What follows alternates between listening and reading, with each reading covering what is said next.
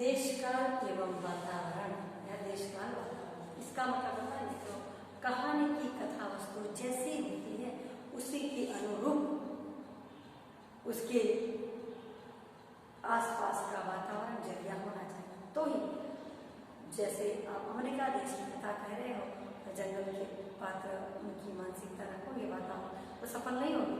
ठीक वैसे ही इस कहानी का देशकाल वातावरण सफल है क्योंकि मिस्टर सामनाथ के घर की स्थिति में थोड़ा बहुत बिखराव है पर चीफ आने वाला है, उसको अनुकूल बनाना है।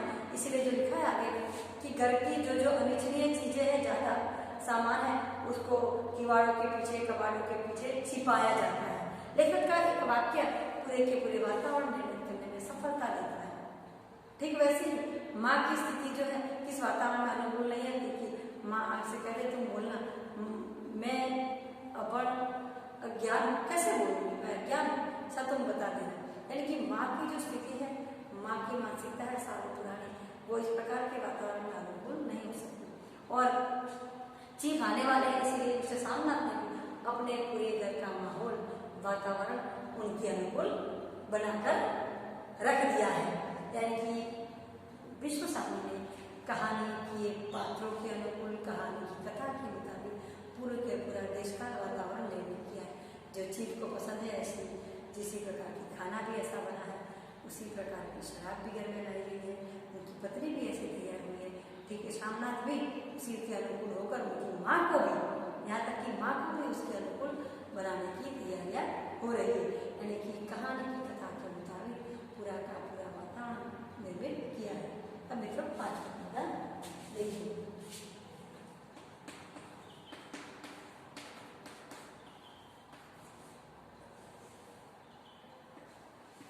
देखो मित्रों कहा जाता है style is the man himself. भाषा शैली, शैली प्रत्येक व्यक्ति की अपनी अलग विशेषता होती है। ये सब आप जानते हैं कि कोई भी पढ़ाई में होते कहते हैं कि इस साल ऐसा पढ़ाते हो ऐसा पढ़ाते हैं, क्योंकि प्रत्येक व्यक्ति की अपनी शैली अपनी विशेषता होती है, उसी के मुताबिक वो कार्य करते हैं। यानी कि यही बात है कि यहाँ पर विश्व साहनी ने भी अपनी इस कहानी में चीफ की दावत में उसी प्रकार की शैली का प्रयोग किया है। यानी कि पात्रों के अनुकूल भाषा शैली होनी चाहिए और वातावरण के अनुकूल भी होनी चाहिए ताकि कहानी की पढ़ते समय आपको कहीं कृत्रिमता का एहसास हो। क्योंकि हमने देखा कि भाषा शैली में यहाँ पर शुरू से ही ऐसे शब्दों का प्रयोग किया है। क्या सर देखो शुरू में कहानी पढ़ा होगी मिस्टर श्यामनाथ, मिस्टर लगा हुआ उनके नाम में शब्द जो अंग्रेजी शब्द है।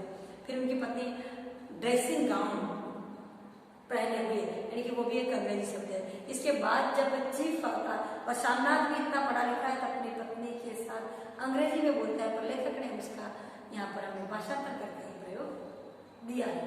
तो और जब चीफ आता है, चीफ भी अंग्रेजी में बोलता है, उनकी माँ को हाथ मिलाकर कहता है हाउ डू डू, तब वो उनकी भाषा शैली, क्योंकि वो चीफ है अंग्रेज था तो उसकी भाषा शैली अंग्रेजी ही होगी, उसमें कोई कतई आश्चर्य की बात नहीं। पर उसकी जगह उनकी माँ के मुंह से बुलवाने में लेखक ने बहुत ही कचास रखी है कि जितनी बार कचास रखने का मतलब मित्रों कि वहां की लेखक की उसमें सफलता है। अगर उसकी माँ भी सरलता से बोल जाती कि हाउ डू डू तो कहानी में जो औपचारिकता लगती, पर उनकी माँ कहती माँ कैसे हो, बोलो मैं ठीक हूँ अच्छी हूँ, यही बोलने का प्रयत्न है। फिर बुलवाते हैं कि बोलो हार्ड डू, इतना बोलकर थोड़ा सा रुक जाती है।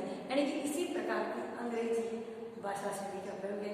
माँ के लिए चीज बनाने की है बात है तो फुलवारी बनाने की बात है।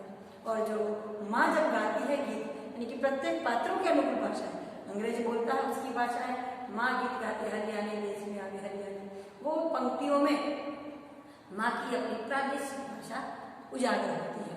यानी कि प्रत्येक पात्र मिस्टर श्यामनाथ हो, पत्नी हो, चीफ या माँ, प्रत्येक पात्र अपनी अभिव्यक्ति अपनी अपनी भाषा के अनुकूल होता है। यानी कि यहाँ पर लेखक की सफलता उसमें उन्होंने पात्रों के अनुकूल अंग्रेजी भाषा के शब्दों अंग्रेजी वाक्यों का प्रयोग किया है। ठीक वैसे ही जो जहाँ पर जरूरत है वहाँ पर प्रादेशिक भाषा का प्रयोग करके कहानी की सफलता में 4 चांद लगा दी है। और अब मित्रों 6ठा मुद्दा आता है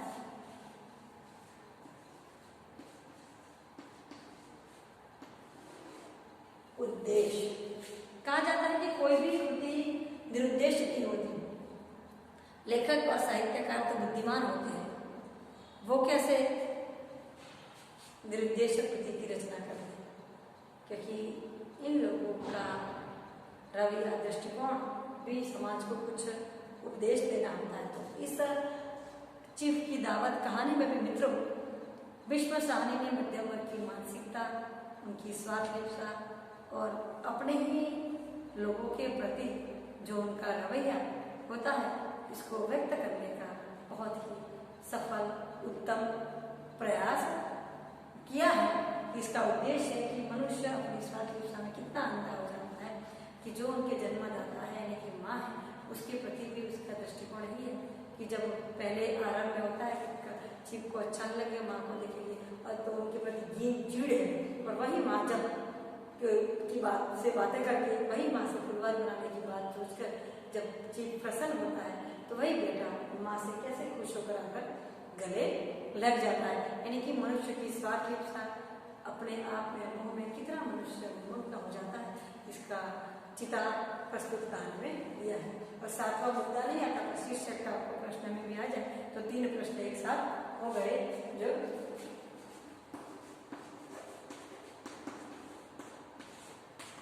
3 प्रश्न ऐसे हो गए कि पहला पूछा जाए कि कहानी बनाने पर तो क्या आधार है, चीफ की दावत की समीक्षा वो कर दी। फिर पूछा जाए कि चीफ की दावत कहानी की कथा वस्तु लिखकर इसके उद्देश्य पर प्रकाश डाले, उद्देश्य पर लिया। फिर ये पूछा जाए कि चीफ की दावत कहानी कथा वस्तु लिखकर उसके शीर्षक की सार्थकता, शीर्षक की सार्थकता सिद्ध कीजिए। तो उसके शीर्षक का मुद्दा आपको समझा देती हूँ तो प्रश्न हो जाए। क्या कहा जाता है कि कहानी उपन्यास नाटक का शीर्षक किस प्रकार का होना चाहिए, संक्षिप्त होना चाहिए, रोचक होना चाहिए, आकर्षक होना चाहिए और बरबसी पाठक को शीर्षक पढ़कर कृति पढ़ने की इच्छा ऐसा होना चाहिए। यहाँ पर चीफ की दावत शीर्षक भी जो घटना प्रधान शीर्षक है कि घटना है, चीफ को खाने के लिए दावत बुलाना, खाने के लिए बुलाना, इस घटना को उन्होंने तो चीफ की दावत के आसपास ही सारी की सारी घटनाएं होती है तो सफल शीर्षक है।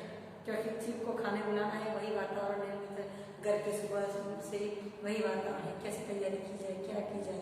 मिस्टर सामनाथ के चीफ है तो उनको ही सारी जिम्मेदारी है कि पत्नी कौन से कपड़े पहने, वो कौन से कपड़े पहने। ऐसे सामनाथ और अपनी माँ के लिए भी सोचते हैं कि उनको कुछ व्यवस्था कर दे, पर जब वही माँ चीफ के सामने अपनी बातें रखकर उनके पदोन्नति का कारण बनती है तो उनकी स्वार्थलिप्सा सिद्ध होती है तो खुश हो जाते हैं। यानी कि चीफ की दावत शीर्षक बहुत ही सफल, सार्थक और उत्कृष्ट कोटि का है। शिक्षक पढ़कर कि खाने बुलाया हुआ क्या होगा, कैसे होगा, ऐसे हमारे पढ़ने की पाठक को बरबसी इच्छा होती है। और अंतिम बात आती है, वो कोई मुद्दा नहीं है पर आपको प्रत्येक प्रश्न में होता है जैसे प्रस्ताव से उपसाह। यानी कि उपयुक्त विवेचन से आपने देखा कि चीफ की दावत कहानी की तात्विक समीक्षा बहुत ही सफलता से सिद्ध हुई है। कथा वस्तु में उसी प्रकार का निर्माण है, कथा वस्तु में पात्र भी सीमित है, वो अपनी चारित्रिक विशेषताओं से उजागर होते हैं, संवाद ही अनुकूल है, देश का वातावरण भी कथा के अनुकूल है, भाषा शैली भी पात्रों के मुताबिक है। इस कथा कृति का उद्देश्य भी बहुत ही उत्तम कोटि का है। ऐसी कहानी की समीक्षा है यानी कि वाकई अतः सच में कहानी कला की दृष्टि से चीफ की दावत कहानी उत्तम कोटि की है। और कथा वस्तु और उद्देश्य में कोई लिख देना कि कथा वस्तु उत्तम कोटि है, कथा वस्तु लंबी लिखना और उद्देश्य जो बताए इतना लिखना, कथा वस्तु लंबी लिखना और शीर्षक जो बताए इतना लिखना, ये तो 3 प्रश्नों की पूर्णतः चर्चा इस वीडियो में आपके हो गई। आपकी जो शीर्षक का भी आ गया, उद्देश्य का भी आ गया।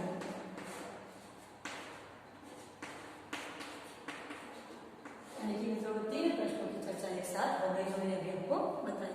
तो यानी कि ये प्रश्न एक कहानी पूर्ण हो गया आपको। अब आगे की वीडियो में मित्रों हम अगले कहानी के लेखक की चर्चा करेंगे। तब तक के लिए धन्यवाद।